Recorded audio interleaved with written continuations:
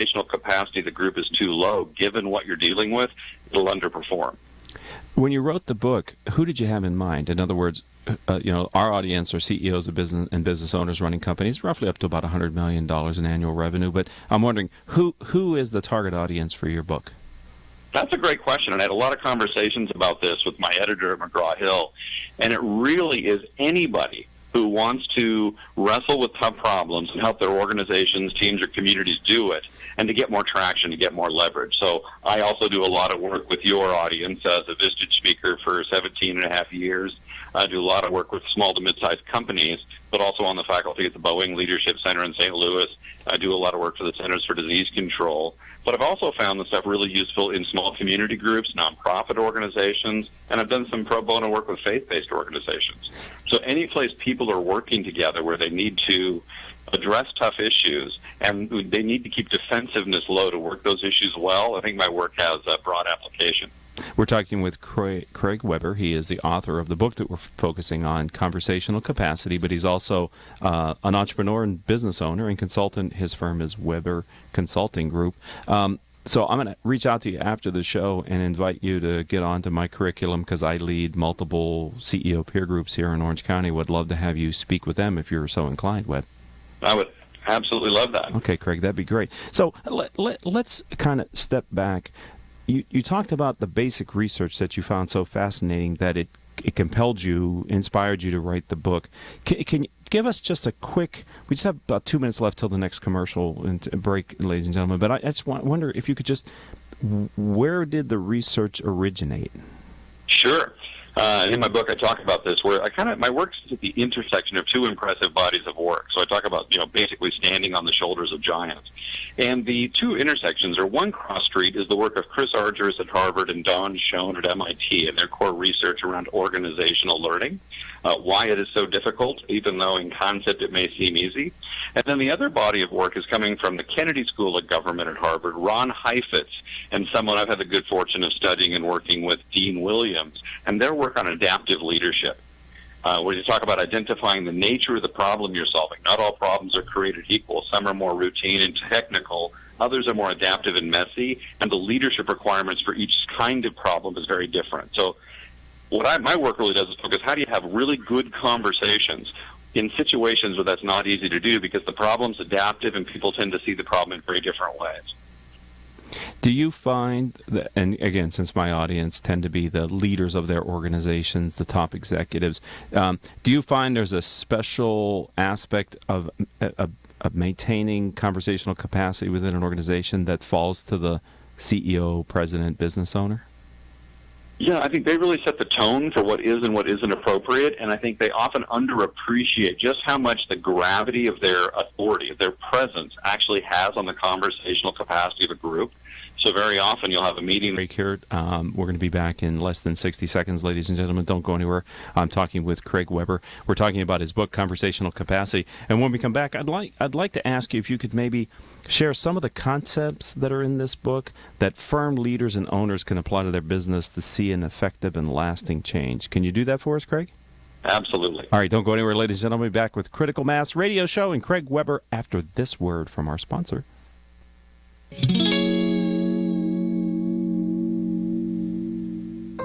Richard Franzi is the author of 2 popular business books for CEOs.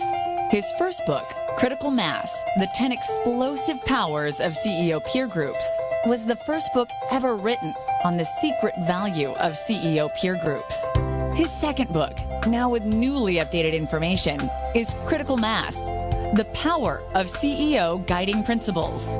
Richard's books contain powerful information to help CEOs running middle-market companies gain valuable insight to improve their decision-making skills. Richard's books are available as paperbacks or Kindle versions from Amazon.com. To find them, type Richard Franzi in the search box. And welcome back to this edition of Critical Mass Radio Show. I am your host, Rick Franzi. All of our shows can be heard anytime on iTunes, Stitcher.com, Spreaker.com, several hundred former guest websites whose CEOs have appeared on our show. And since we started in 2009, our show has reached over 180,000 listeners with our podcast. Simply type Critical Mass Radio Show into your favorite podcasting software to find our podcasts and our weekly interviews with interesting guests and authors like Craig Weber. We're talking about his book, Conversational Capacity. Before the short time out there, Craig, I said I was going to ask you to share and maybe highlight some of the concepts that are most appropriate for firm leaders and owners. Great. I think the one to start with would be a concept I describe as the sweet spot. And the sweet spot is a place in a conversation or a meeting where, again, things are open, they're balanced, they're rigorous, they're learning focused. The sweet spot's that place in a conversation or a meeting where you don't just have smart people around the table, they're able to bring their smarts to the issue at hand. And what holds us in the sweet spot, what kind of keeps us doing good work there, is balance between two critical things. On the one hand, there's lots of candor. The conversations are open, they're forthright, they're balanced, they're very direct. You're not left wondering what your teammates are thinking because candor is really high in the sweet spot.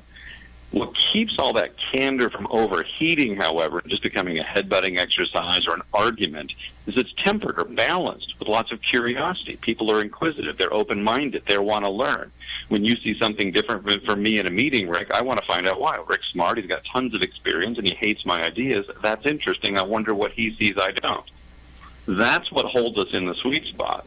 And when meetings go south or conversations go sideways, it's almost always because we've lost the sweet spot. If I let go of candor, I become overly guarded and cautious, sitting there with a stupid grin on my face, not saying something I should be saying in a meeting.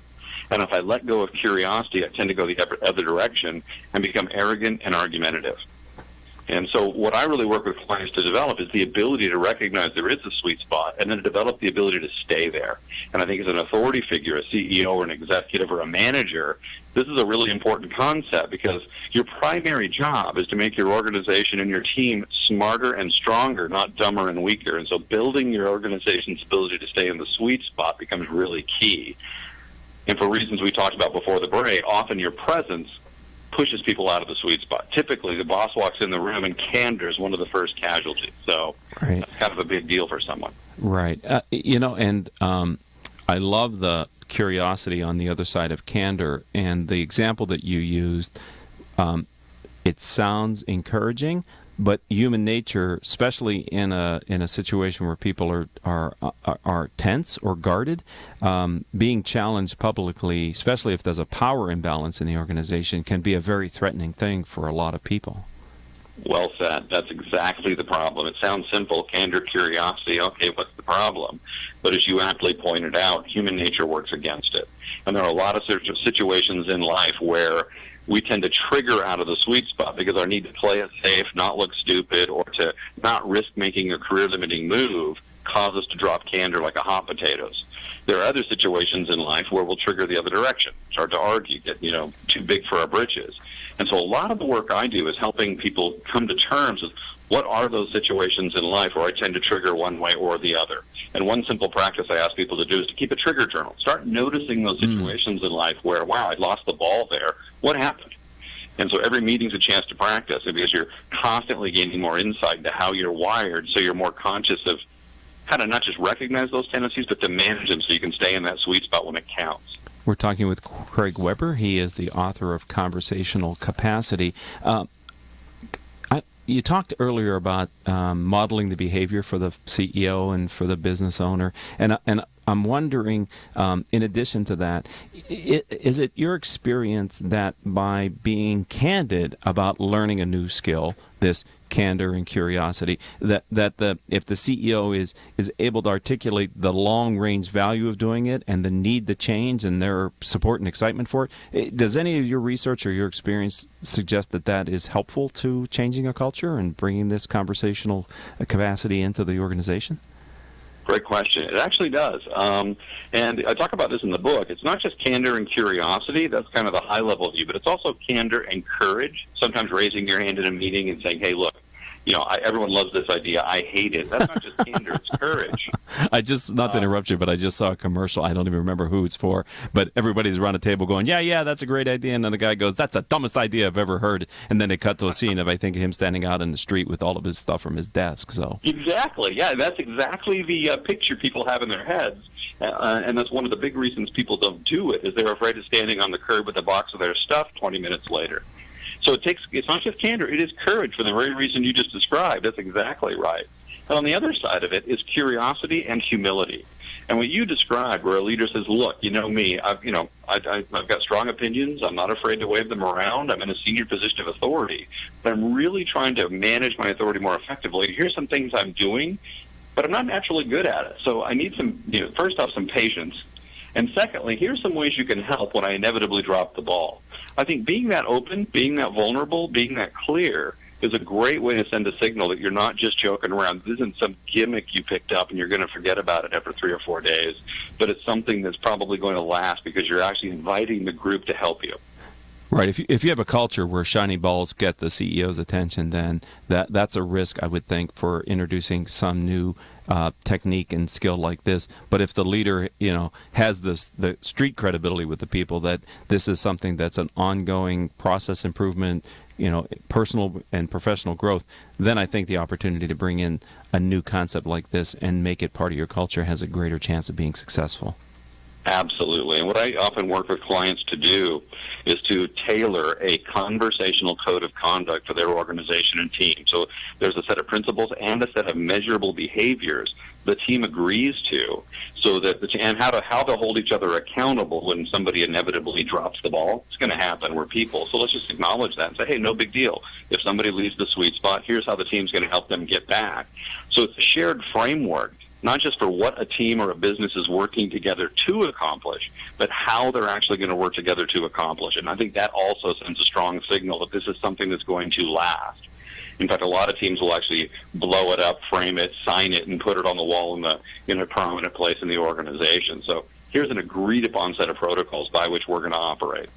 I have a question about passive-aggressive behavior. When have you seen that on the surface people are engaging in this new capability, but when they leave the room, there is an undercurrent that is different than what has been seen? And if that's the case, what advice would you have for a CEO to deal with what I consider that's kind of passive-aggressive behavior in a corporate culture?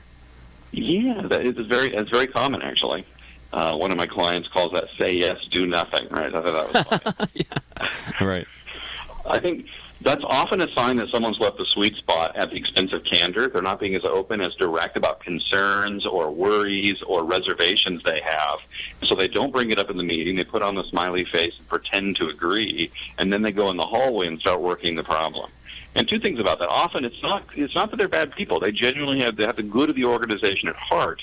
They're just having a harder time bringing their thoughts and ideas to the conversation because they're out of the sweet spot. So some offline coaching might be useful there. Say, hey, look, on the one hand, in the meeting, you said these things. On the other hand, I'm hearing from a few other people in the hallway you're saying these things.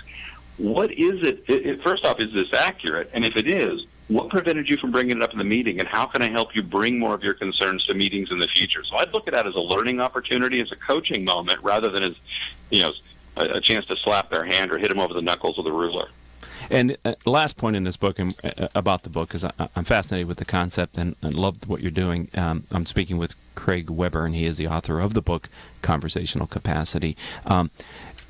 Is it your experience as well that when the CEO or the leader of the company brings in this discipline and this new way of handling culture in conversations, that they need to be very careful about any hint that what they're doing may not be fully supported by them? You know what I mean? Sometimes people say, you talked about the CEOs to be careful. I think they're oversampled, frankly, leaders, and they may unintentionally say something under their breath or make a joke about what they're doing that can really undermine the momentum behind some adopting a new skill like this. So do you have a cautionary tale or advice to give to the CEOs who maybe could unwittingly do damage to the momentum that they're creating? Yeah.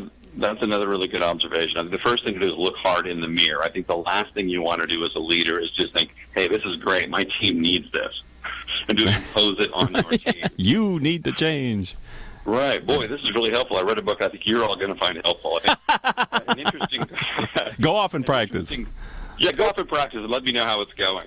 I think a better question is, how might my behavior, the way I kind of approach the business, be unintentionally limiting my people's ability to bring their best thinking and their best work to my team? Again, my job is to make this team as smart and as strong as can be. Are there things I'm doing inadvertently that may be making it dumber and weaker? So look in the mirror first. That's a humbling question to entertain. Talk to people around you. Maybe find significant others or friends who might help you kind of see your behavior in a more open way. That's a tough lens to look through, and I think that's why the humility is so key. And I love in Good to Great, Jim Collins talking about level 5 leadership. Every leader of these companies that just performed extremely well for extended periods of time were humble human beings. It wasn't about them. Right.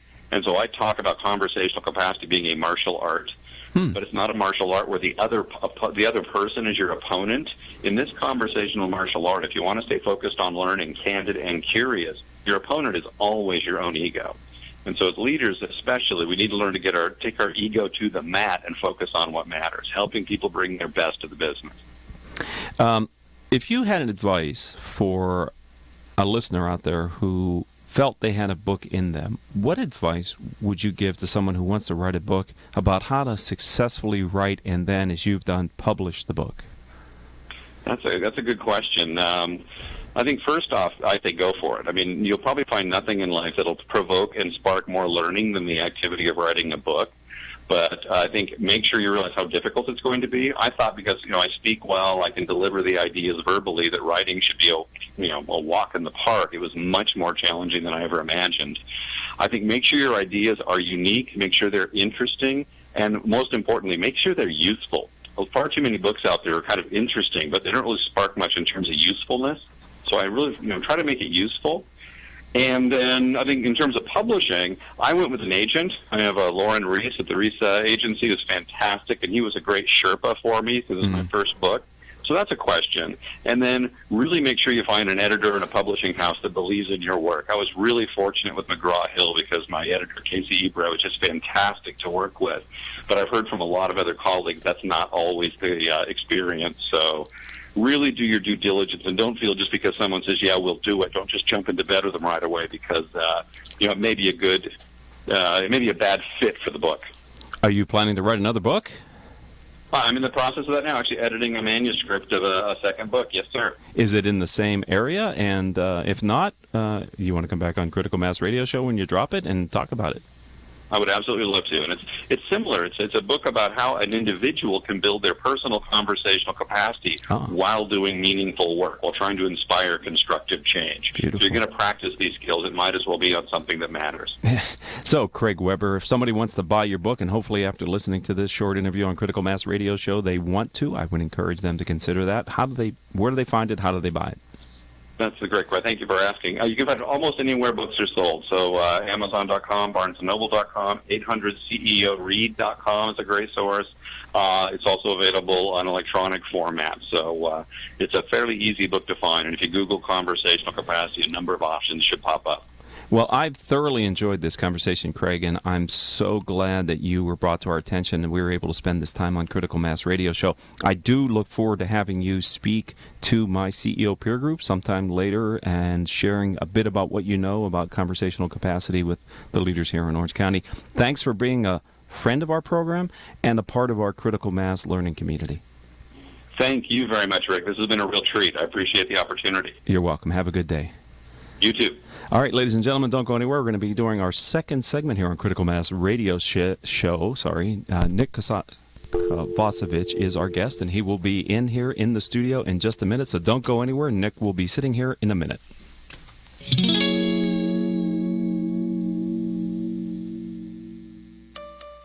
If you are an Orange County business executive, this message is for you. Do you ever feel isolated with no place to turn for advice or feedback? Who holds you accountable to your commitments in your company? Where do you find the right resources to help you and your company grow? If you have these questions, then Critical Mass for Business might be the answer for you.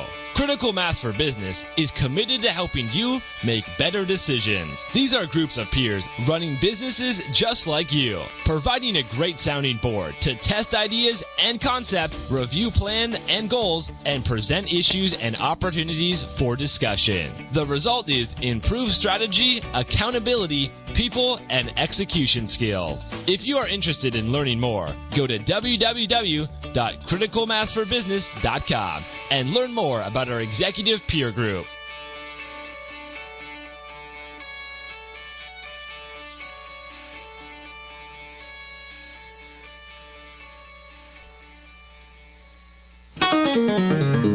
Welcome to this edition of Critical Mass Radio Show. I am your host, Rick Franzi. As promised, Nick Kovacevich is in the studio. He is CEO of Kush Bottles. Nick, welcome to the show. Thank you for having me. It's great to have you here. You know, I've invited him here because, as I said, he's CEO of Kush Bottles, a packaging solution company targeted at the exciting, emerging legal cannabis industry. I wanted him to share a bit of his experience as an entrepreneur in this newly evolving industry. So we've got a lot to talk about, but let's start by talking a little bit about you. Just kind of tell us your background before Kush. Yeah, I'm an entrepreneur by trade, I guess you could say. I was a college athlete, so a very competitive spirit that I've always had. Actually teamed up with a high school basketball teammate of mine, Mr. Dallas Bimbo, right, in 2009. Dallas had started a company in his dorm room. It was called Pack My Dorm. It was a moving and storage company. I got involved there, and we ended up selling it, and then our entrepreneurial journey really began. And so one of the next companies that we started is Kush Bottles. And, you know, that's what we're here to talk about today, and it's very exciting. As you mentioned, it's an emerging industry, and it's the talk of the town right now. So it's fun to be a part of it, and we're really enjoying the ride. Okay, so what is it that you and Dallas saw in this space that as entrepreneurs you said, wait a minute, business opportunity? Yeah, we saw a space that was something that nobody else was really looking at. And really? We knew that cannabis was popular. It was, you know, something that, you know, is at every high school, at every college. But really, once we took a look at the medical marijuana program that was in place in California, we noticed that there was all other sorts of types of people that were actually participating in purchasing legal cannabis for a variety of needs. We saw that there were professionals, doctors, lawyers, that type of caliber that were going to these dispensaries and purchasing product. And so we knew that this industry was emerging. It was something that nobody was really targeting because of the negative stigma. Okay. But with some of the clientele that we saw that were partaking, we realized that eventually that stigma would start to dissipate. Okay. And that's when the door would really open up for business opportunities. So we decided to give it a go. So in business school parlance, you did some basic research on the customers of the industry, and you liked what you saw from the consumer part of it. Exactly. Because you're a B2C. We're a B2B. A B2B, I'm sorry. B2B primarily. And, you know, we did see that, you know, basically based on the people that were partaking, these customers, these, you know, cannabis users, enthusiasts that right. don't typically fit the mold of what you would call a cannabis user. Those are the people that are going to the polls. They're voting for change. And those people want cannabis legalized and legitimized so that it's not such a stigma. So you saw a macroeconomic trend then, right? You saw a demographic shift going on as well, right? We saw something, and then we took a bit of a gamble, and it turns out we were right, because now more states have followed, and the public momentum has shifted. And so take me back to in the early days before proof of concept, and you got the mojo going, and you are where you are today. What was the advice that you were getting from well-intended people around you? I guess I have a perception of what it might be, but what did you hear about people who were anybody caution you about this, or just help other entrepreneurs that might be listening to understand that? That was one of the hardest things in this career path that we chose, this business opportunity, because it was cannabis related. A lot of people had the blinders, or they had the negative stigma that had been put into their head, whether it was back when they were in DARE program in school, or whether the it kids was that they couldn't hang out with, whatever. Exactly. And so we had to fight that battle from the start, whether it was with friends and family, right, or whether it was with potential investors, right, as you move up the right that you would be targeting. And so a personal story of mine is I played college basketball in a town outside of Springfield, Missouri, a little town called Bolivar, Missouri. And that's right there in the Bible Belt. And I was, a team captain there. I had a great relationship with the community of that town. And I had a lot of the booster community that was supporting the basketball team that, was following me. And they had their eye on me. And I knew from a business standpoint, later, these are guys I could go back to and get involved with what I was doing. But the second that I made the move over to cannabis, I lost all those connections. People back in Missouri, would think that I was involved in the heroin industry. The perception around cannabis is so negative in that part of the country, and in some parts of the country still. Mm-hmm. So that was a challenge, right? I was basically having to let go of that whole network. Also, my dad was a criminal prosecutor and judge. Get out of town. He used to put people in prison. I'm sorry, I'm not laughing at his career. It's a noble career, but what an ironic thing. I know. Must have made Thanksgiving a little interesting for you. Luckily, to my dad's credit, he was toward the end of his career, and he's been more open-minded about this. But obviously, the initial reaction from really, Nick, of all the things you could do. Exactly. So there's definitely some challenges that we had to overcome, and that any entrepreneur will have to overcome some of those challenges if they're entering this space. However, each day, each month, that there's more positive news, more credible research coming out about the benefits of legal cannabis, the more that stigma starts to dissipate, which is good. Right. I really appreciate you being so candid and sharing your experience, because I look for transferable learning moments. And while it's specific to your industry, the resistance that you met, my sense is, and my experience is, entrepreneurs and other ventures may also meet with similar pushback, which sometimes can really affect their motivation to move forward, right? Yeah, exactly. Well, all these smart people are, hey, Dallas, maybe that's not right for us. Right. Yeah, it's easy to get discouraged, and easy to listen to the chatter around you and think about going a different direction. But as we've seen, I'm a big avid reader, and you read a lot of books, and I mean the people that achieve are the people that kind of throw caution to the wind there, and they're getting advice from credible people, but they know in their heart what they can do and achieve, and they set down that path, and they end up yielding that fruit, and so the results are. Let's talk about the company. Let's talk about Kush Bottles. It's a B2B play. So who are your customers? What is it that you do, and who are your clients?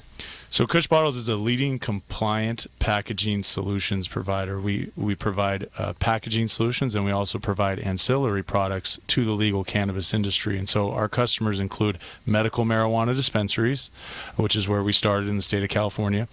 We include retail cannabis outlets. Those are present right now in the states of Colorado, Washington, and Oregon, with Alaska coming on soon.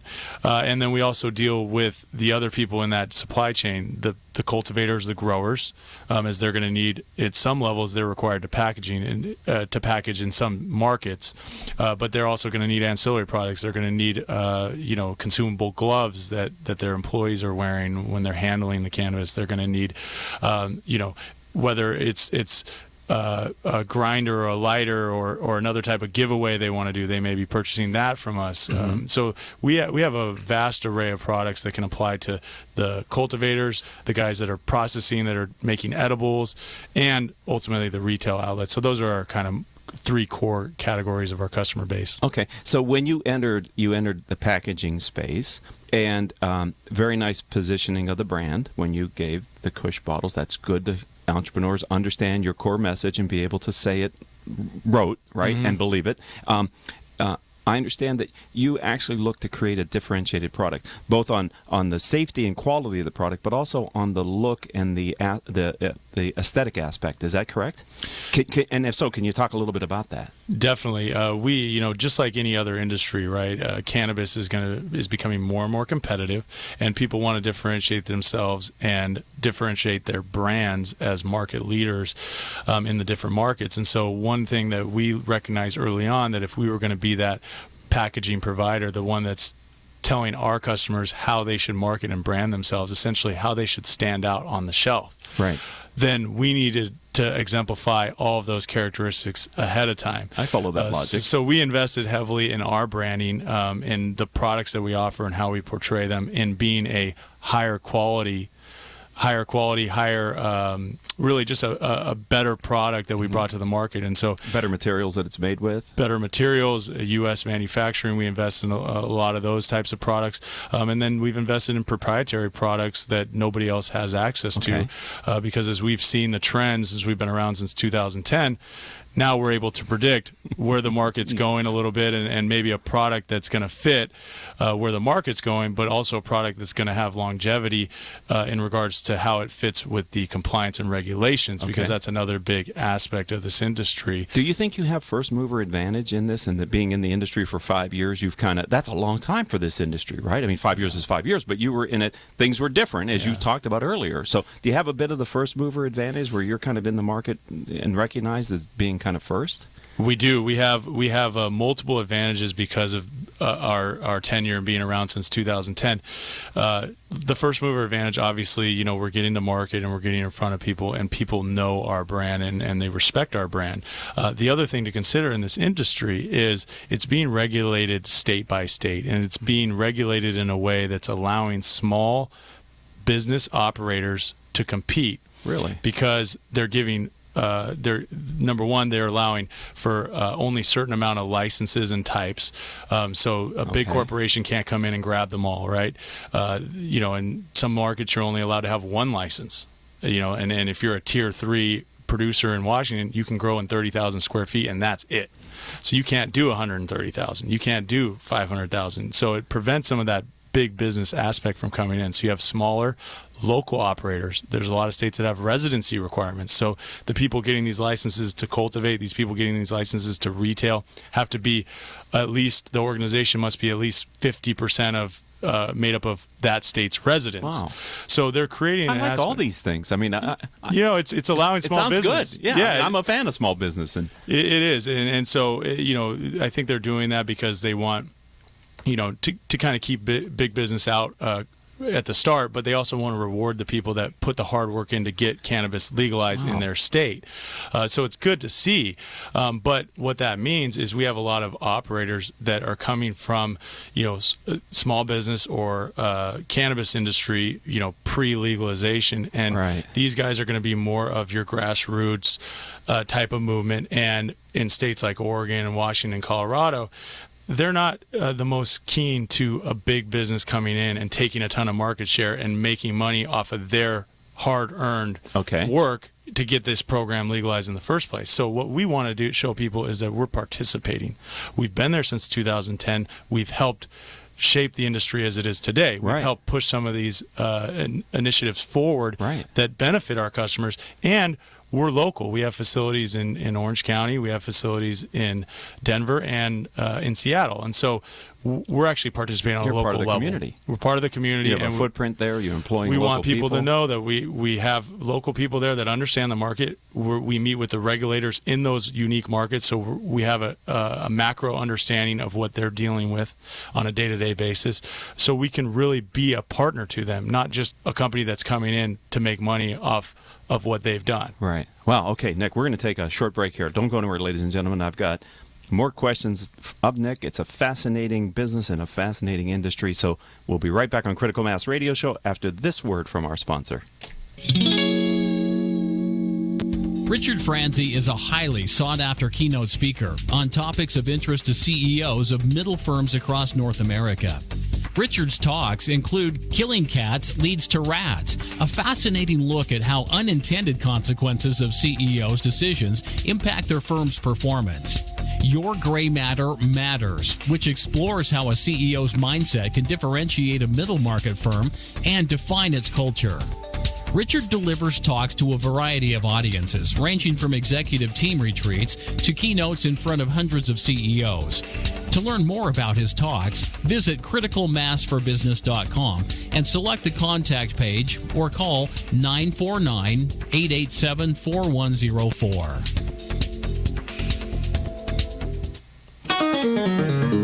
Welcome back to this edition of Critical Mass Radio Show. I am your host, Rick Franzi. We love reviews on this show in your favorite podcasting software. If you take a minute and go back and write a short review, it really helps us reach more people like you, because we'll be obviously more searchable and findable. So if you wouldn't mind, take a minute. We greatly appreciate it. We love reviews here on Critical Mass Radio Show. Nick, you took the company public last June, correct? June 15th, June 2015, June 8th, 2015? Is when we filed our registration statement with the SEC, and we began trading on the OTC market in January of this year. In January, okay, thank you.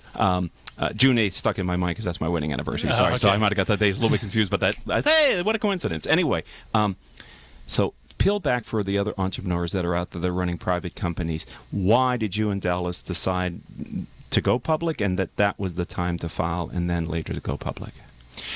I think in everything, there's no black or white answer. So you have to look at the situation that you're in and what's the best fit for what you're currently doing. And for us, we have companies that are successful and have grown, revenues even bigger than Kush Bottles, but we've kept them private for a reason. With Kush Bottles, the reason we decided to go public was because the cannabis movement was gaining a lot of momentum nationwide, and people were looking to participate in any way they can.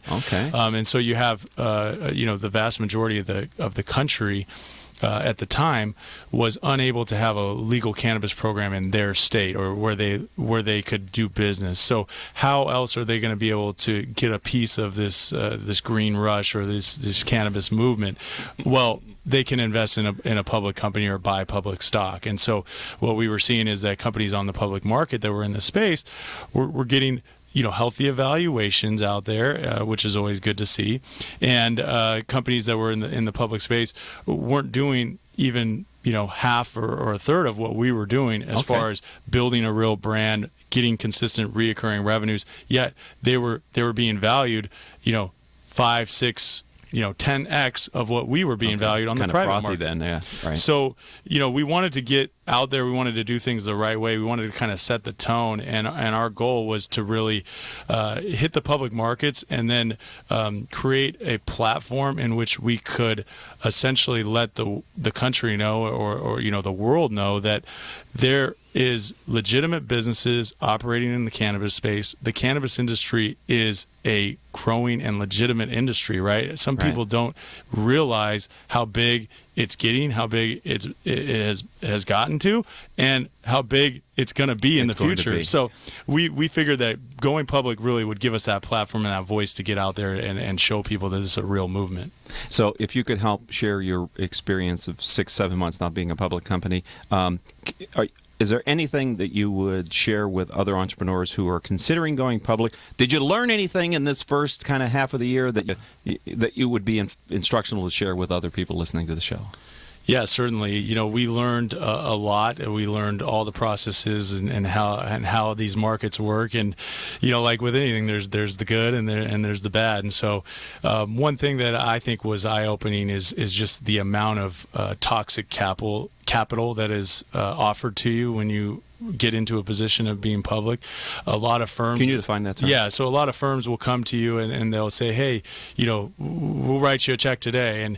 And you're, oh, great, let's talk. And then you get some of these term sheets. And the way that they're structured, if you were to take that money, and whether it may be a convertible note that, you have the option to pay back, but if you don't pay it back, and most growing companies are going to put that money to work. Exactly. Then that note is going to convert into stock at a discounted discount to the real market, and that company is going to dump that stock as quick as they can to ensure their profit. Really more than that, the investors that are buying your stock are going to see that note sitting there, and they're going to devalue your company based on the fact, not of how well your company's doing, but based on the fact that you have some sort of toxic debt or toxic note in place. So you really have to look at these term sheets. I mean, there's all sorts of other ones that would get thrown our way. Okay. And not only the term sheets, but the groups behind them. What have they done to other companies when they've gotten involved? Have those companies been thrown into what we call the death spiral?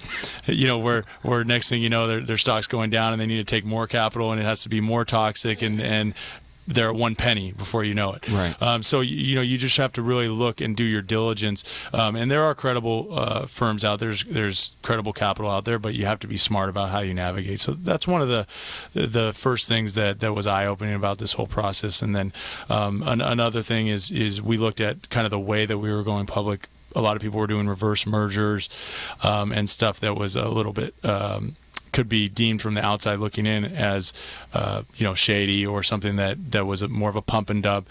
So we wanted to make sure that if we did this, we were going to do it the right way and be fully transparent. So we had to get a full 2-year audit, and that's something where you're in a cash business and not by choice, but because banking industry is shied away from this industry big time.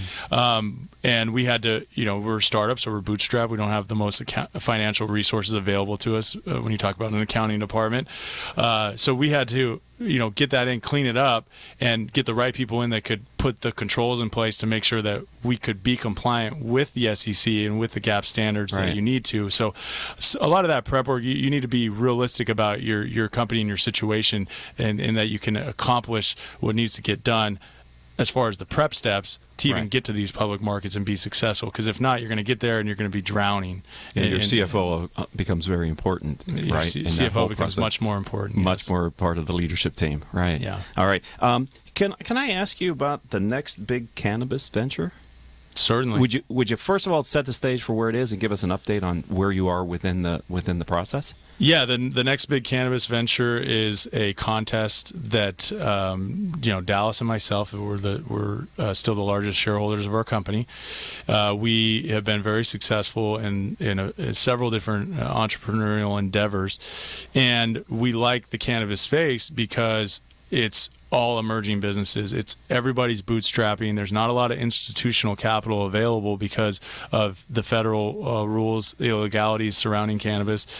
So you have guys that are friends and family money. They're trying to get to market. Everybody's in a rush to get it, to be a part of this thing. And we thought about how we could give back as successful entrepreneurs in this space. We have a great distribution network that our company has, and we work with all these thousands of cannabis retailers and cannabis producers. We have a great network that a lot of business models could easily plug right into and get a product to market or get a service to market that they wouldn't necessarily be able to do on their own. So leveraging the fact that we have capital backing because we're now public, leveraging the fact that we have a great distribution network and a great brand presence, we wanted to put something out there that gave other entrepreneurs a chance to tap into what we have and give them a better shot at being successful at their venture. So we call it the next big cannabis venture, and we open it up as a contest, something that we were hoping would go viral, and entrepreneurs all around the country could say, hey, I've been considering getting into the cannabis industry. This could be my opportunity. And we offered up to $500,000 in stock for a winner. Now, obviously, with all these things, you have to make sure that you're protected on your downside. So, the winner, whether they'll get the full $500,000 or not, directly depends on their finances and the state of their company and their idea. It's a business, yeah. So we're looking at, we looked at, dozens and dozens of submissions. So you had good response to it. We had great response, and we went through a lot of good candidates. We essentially selected 3 finalists, which will be announced, I believe, at the end of this week. Okay. And those 3 finalists that we're choosing will have the opportunity to actually present a business plan, a pitch deck, and a pro forma, and then we can really identify if one of them is going to be truly a successful business, and if we're leveraging our network properly, hopefully there's a much better shot at them being successful. And then we consummate the deal, and we make it happen, and we give another entrepreneur that's out there, an opportunity of a lifetime. That's fantastic. Yeah. So when you and Dallas get together and you brainstorm, I mean, I only have like a minute left, but I'm just curious. What's the magic there? I mean, how does that work? It's great. We've known each other since high school. We were high school teammates, so we're great friends, but we've done a lot of successful businesses together. And so we've leveraged the experiences that we've both had. And Dallas is the CEO of one of our other companies, Big Rents, which is a private company. And, over 30 million in revenue. And, we've taken on some different sorts of fundraising there. And so,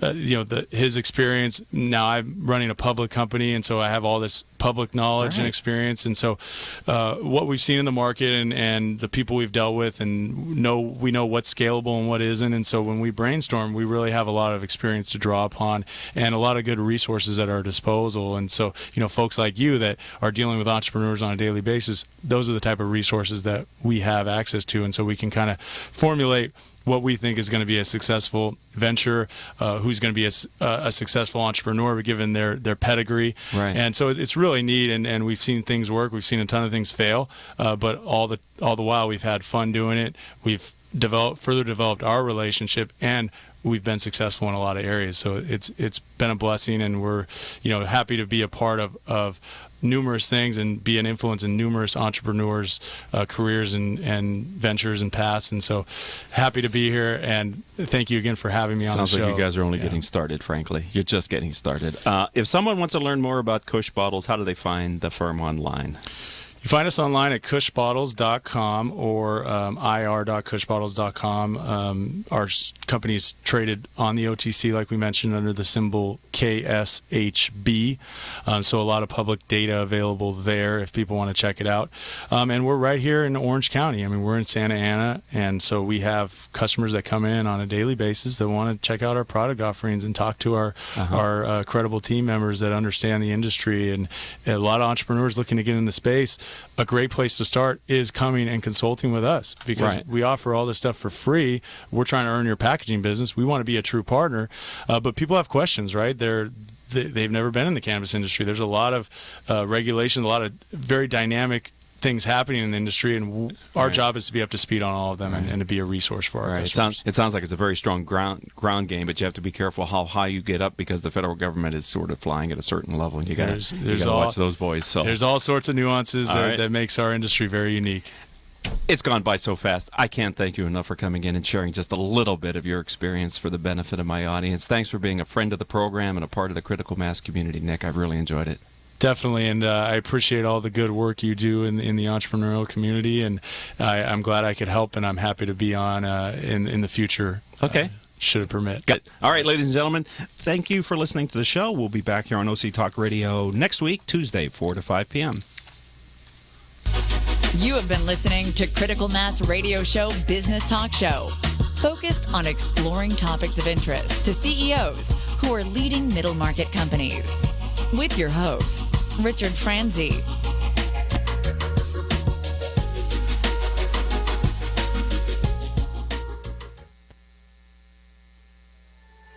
Successfully navigating the changing world of public relations and digital marketing requires an experienced, tenacious, yet gracious team. In business for more than 20 years, Orange County-based T & Company delivers big agency results with personalized service. For more information, call us at 714-536-8407 or visit us online at tandco.me.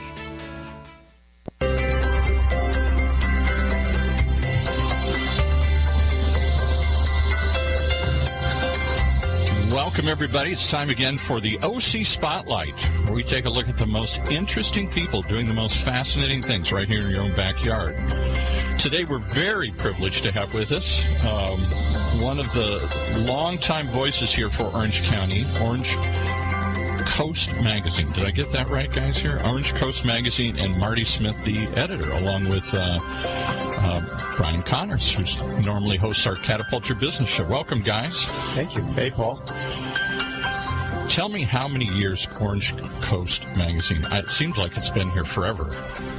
We've been around for 40 years. In fact, we're celebrating our 40th anniversary this year. Launched in 1974.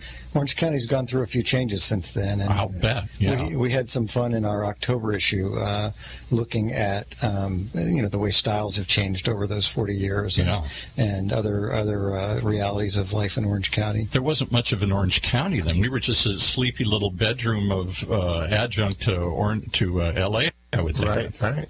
It's been a heck of a ride.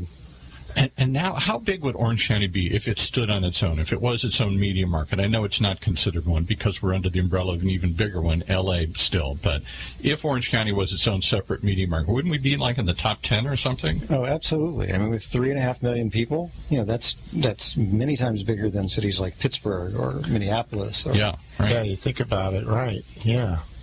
What would you say has been the evolution of Orange County? It's gone from being a sleepy backwater into what? A recognized international brand here with all the TV shows and everything that's taken place here. It's interesting. The company that owns Orange Coast Magazine is called MS Communications, and they own 6 magazines. Orange Coast is one of the few that I think reflects an endemic problem in the Orange County media landscape. Okay. For example, one of the magazines we own is Texas Monthly. Oh, yeah, a very popular, well-known magazine. Yeah. It's called the National Magazine of Texas, and the reason they call it that is because everybody knows what a Texan is. This is true. Everybody knows. It's like a New Yorker. Yeah, you know what a Texan eats. You know what a Texan drives. You know what a Texan likes to do on his day off. Yeah. Orange County, by contrast, is a collection of 34 cities, many of which have very little in common with the others. Mm-hmm. And part of our challenge at Orange Coast is to find those resonant chords that will mean just as much in Yorba Linda as they do in Newport Beach or San Clemente. Or Stanton or some other odd part of the county here. Exactly. So trying to bring all that together and act as a coherent, unifying voice for that very diverse county is our monthly challenge. We enjoy it. We think we do pretty well at it, but it's a challenge that our sister publications in Los Angeles or Cincinnati or Indianapolis or Atlanta really don't have. Now, what other publications do they? Texas Monthly, that's very well known. Texas Monthly, Los Angeles Magazine. Sure. Cincinnati, Indianapolis Monthly, and Atlanta. Wow. Okay. Quite a diverse group of people. Now, the thing that struck me always about Orange County, and I say this to people around the country, I don't think there's another locale where people identify with the county and not just some city. When I lived in Detroit, you didn't say you were from Wayne County. Right.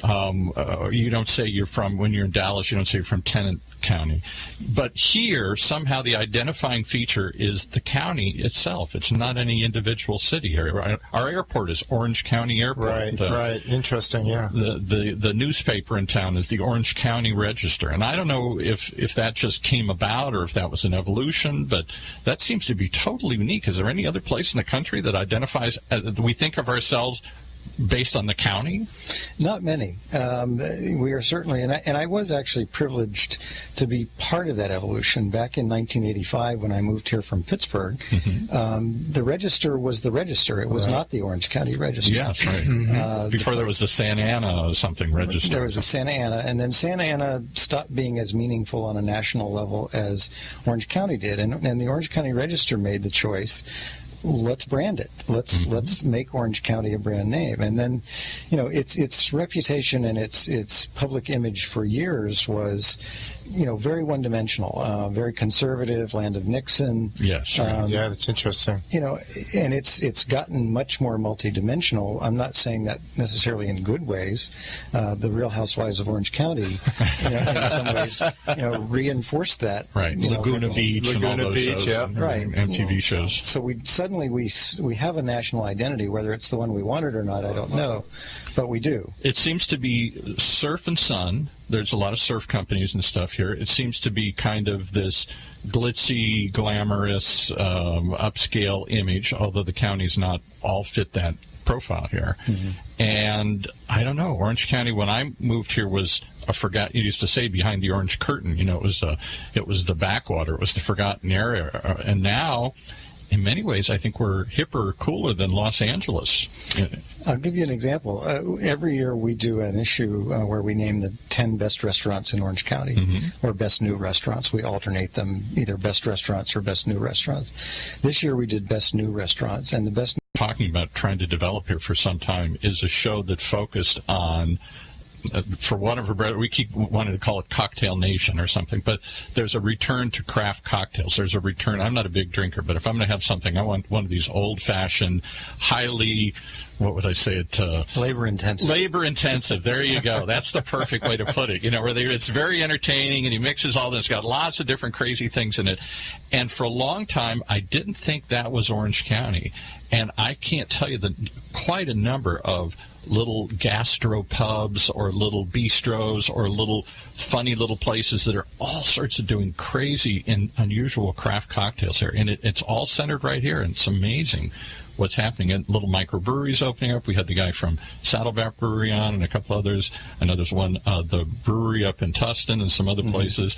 Lots of cool little things happening that you wouldn't have thought in sleepy suburbia 20 years ago. And I have to tell you, that is by far the most fun part of my job. We pride ourselves on covering the dining and cocktail scene in Orange County better than anybody, and in a way that we think is more credible. And we do that because that's one of those resonant chords I talked about. Everybody eats. Everybody, if they don't have the money to go out and eat, 5 nights a week, they can at least aspire to going out on a Saturday night. They want to know where the good restaurants are, even if they only drop those names into conversations at cocktail parties and never go to them. We spend a lot of our resources, probably the bulk of our editorial resources, covering the dining scene, and it's so fun. And you're right. We'll have to work with you on that, because I have, when I came to Orange County in the 80s, it was a whole different place. Obviously, I came a little after you guys started here. And I had been up in Hollywood and Los Angeles. I had been an entertainment press agent. I had worked with a lot of bars and restaurants up in that area doing that. And Orange County was just nothing, barren, wasteland. And I remember